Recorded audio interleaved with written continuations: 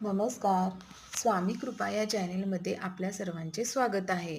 तर मी आज तुम्हाला मला आलेला स्वामींचा अनुभव सांगणार आहे. स्वामींचा अनुभव तर सारखाच येत असतोय.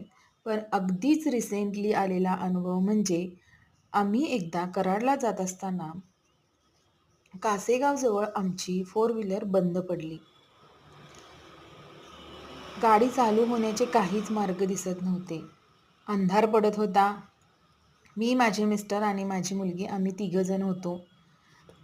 मी महाराजांना मनातल्या मनात म्हणाले, की आम्हाला सुखरूप घरी पोहोचवा.